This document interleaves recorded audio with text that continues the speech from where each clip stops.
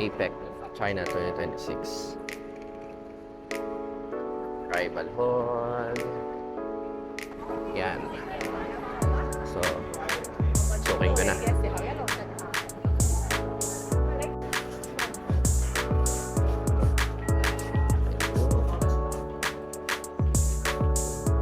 Shenzhen, China.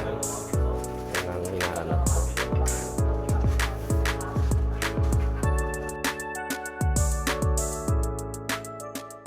So yun, nabili ko rin tong Starbucks I've Been There series nila. Ang ganda nung sa China. Pagka-red niya. Solid. And then ito yung province.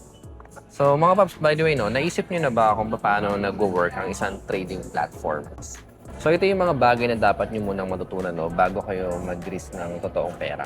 Kanina kasi, no, gumawa ako at gumamit na rin ako ng demo account ng IUX. Importante kasi yan, no, kung bago pa lang yung platform para mas ma-familiarize ka dito at syempre, no, para hindi ka rin gumamit ng totoong funds mo kung bago ka pa lang sa trading.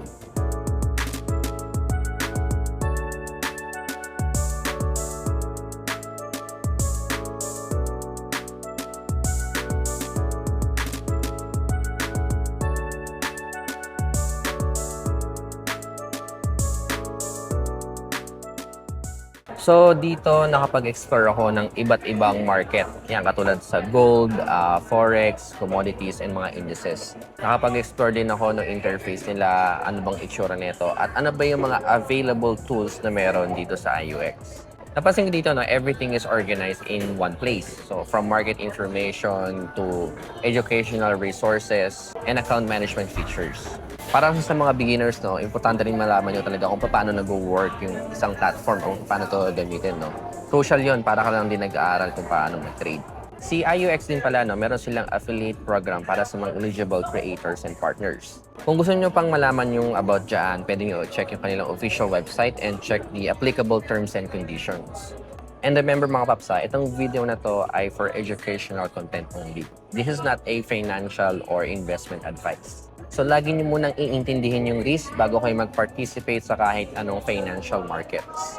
And keep in mind that 76% of retail investor accounts lost money when trading CFDs with this provider. Kaya make sure na dapat maintindihan nyo kung paano nag-work ang CFDs.